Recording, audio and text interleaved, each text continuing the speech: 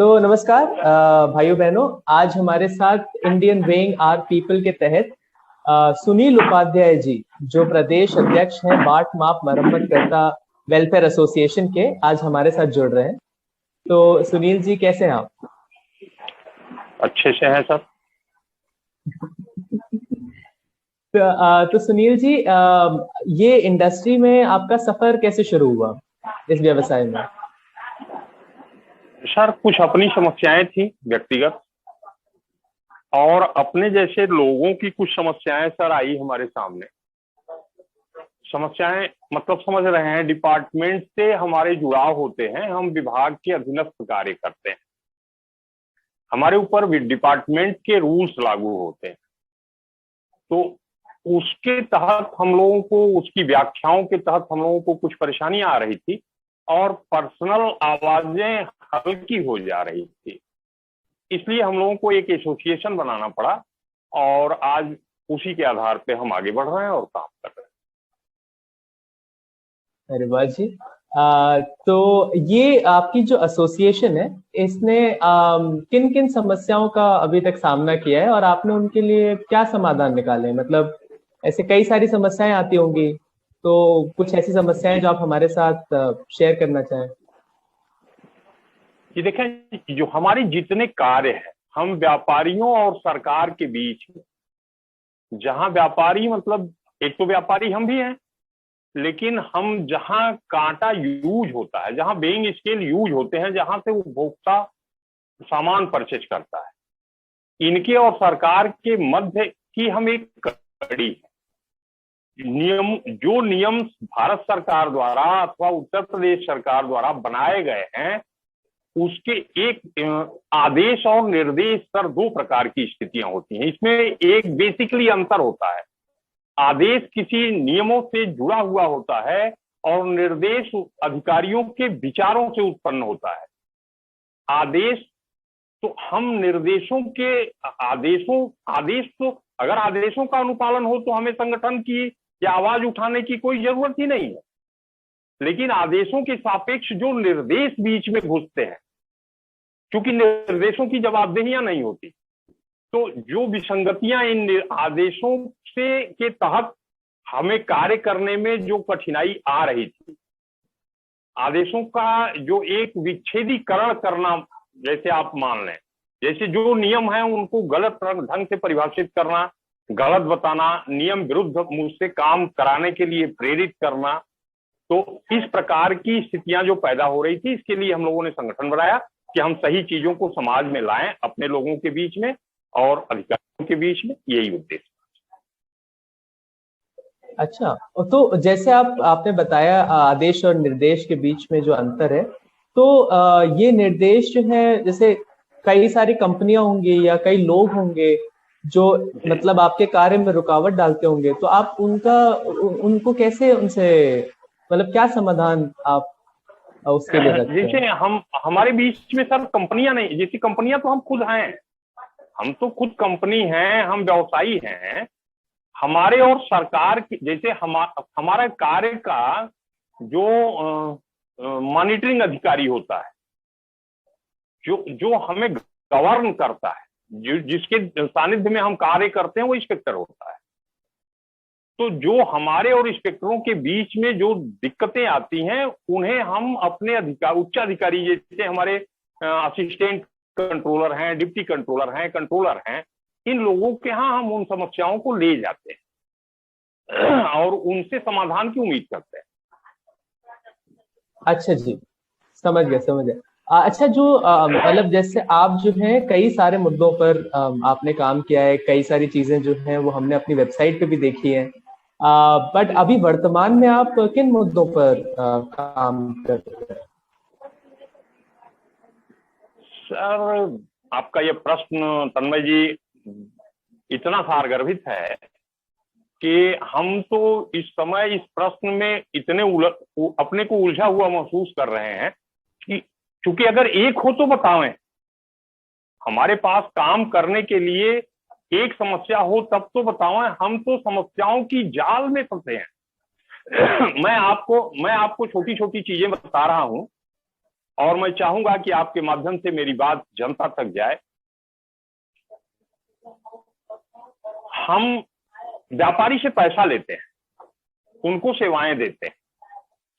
मेरे सेवाओं का जो हक है, मैं व्यापारी से उतना ही लूं तो कार्य में शुद्धता आ जाएगी। लेकिन अगर उसमें से मुझे किसी को शेयर करना है, मुझे किसी को शेयर करना, इस प्रकार के शोषण है हमारे। ये सबसे बड़ा मुद्दा हमारा शोषण या हमारे डिपार्टमेंट में व्याप्त भ्रष्टाचार का है। हमारे यहाँ क्या इस समय दिक्कतें क्या हैं? इंस्पेक्टरों की ट्रांसफर नीति 3 साल पे एक इंस्पेक्टर का ट्रांसफर हो जाएगा। पावर में इंस्पेक्टर है, इंस्पेक्टर ने अपने पावरों को डेलीगेट कर दिया बाबुओं के पास अथवा अपने सहायकों के लैब अटेंडेंट के पास। वो अस्थायी रूप से पड़ा हुआ है, कार्यों की दिशा दशा वो तय कर रहा है। इस प्रकार से बहुत सारे मुद्दे हैं सर, जिसपे हम लोग जूझ रहे हैं, लड़ रहे हैं। और अभी बुधवार को डिप्टी कंट्रोलर फैजाबाद से, जो उप नियंत्रक बाट माप है फैजाबाद, उनसे मेरी मीटिंग है लगभग 2 बजे, ये तय है। बुधवार को जाते हैं, देखते हैं कुछ गौर।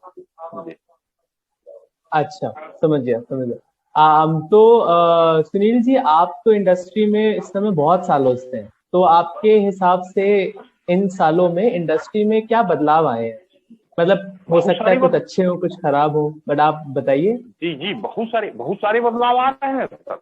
लोगों के हमारे जो व्यवसायी बंधु हैं, जिन्होंने अपनी नियति मान लिया था कि मेरी शोषण को बर्दाश्त करना, शोषित रहना मेरी नियति है, मैं इससे निकल नहीं सकता हूं, आज उन्हें आशा की, उम्मीद की एक किरण दिखाई दे रही है इस एसोसिएशन में, या इस संगठन के माध्यम से उन्हें एक उम्मीद की किरण दिखाई दे रही है कि हम भी समाज की मुख्य धारा में आ सकते हैं, हम अपने शोषण के विरुद्ध अपनी आवाज बुलंद कर सकते हैं, उठा सकते हैं, मेरी आवाजें उनके यहां तक जा सकती हैं। और मैं एक बहुत अच्छी चीज बताएं सर, हमारे जो उच्चाधिकारी हैं वो हमें सपोर्ट करते हैं, क्योंकि अभी तक मुझे जो जानकारी उनके माध्यमों से हुई, धरातल की चीजें उनके यहां तक पहुंच नहीं पाती। हम संगठन के माध्यम से उनके यहां उन बातों को पहुंचा देते हैं जिन बातों से वो अभी विज्ञ नहीं है, जो बातें उनके नाम से नहीं। इसलिए अच्छा रिस्पांस है सर, और लोगों का रुझान संगठन की तरफ बढ़ रहा है और संगठन धीरे धीरे प्रगति कर रहा है। जैसा आपने अभी बताया कि आपके जो उच्चाधिकारी हैं वो भी आपके एसोसिएशन के काम से काफी खुश हैं, तो उनके अलावा आपके साथ जो कंपनियां जुड़ी हुई हैं या फिर जो सरकार है, उनका कैसी प्रतिक्रिया रही आपके एसोसिएशन के ऊपर? सर, सरकार के द्वारा जो नियमावली बनाई गई है, सरकार ने हमें एक गाइडलाइन दे दिया, एक नियमावली दे दिया, एक रूल्स दे दिया, हमें उसके अधीन काम करना है। अभी तक हमें उस नियमावलियों के क्रियान्वयन में जो कठिनाइयां हैं, हम उसी से जूझ रहे हैं। अभी कुछ इस प्रकार के नियम बन जाएं, जहां की मेरी कठिनाई कुछ हल्की हो जाए, इस दिशा में अभी हम नहीं पहुंच पाए हैं। कुछ चीजें ऐसी हैं जो कि, लेकिन हम जो नियम बने हैं पहले, वो भी अगर नियमों को फॉलो कराने की क्षमता एसोसिएशन में नहीं आ पाती है, अथवा ये मानसिकता हमारे अधिकारियों के अंदर पैदा नहीं होती है, तो हम एक और नियम बनवा लें, वो भी जैसे सारे नियम कबाड़ में पड़े हैं वैसे एक वो भी पड़ा रहेगा सर। इसलिए सरकार की स्थितियों से मेरा अभी सामना नहीं हुआ।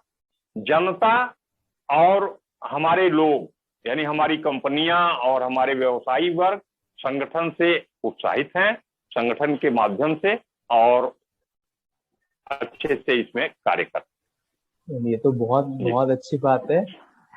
एक और सवाल था कि अखिल भारतीय कांटा व्यवसायी जो है, इसका एक महासंघ जो हो रहा है, उसके बारे में आपकी क्या राय है? और क्या आपको लगता है कि उसमें जुड़ जाने से आपकी कुछ समस्याओं आपको? सर, झरने नदियों में, नदियां समुद्र में, ये शाश्वत नियम है। झरने नदियों में जाते हैं, नदियां समुद्र में जाती हैं, और तब उस समुद्र की विशालता का पता चलता है। ये जो महासंघ है हमारा,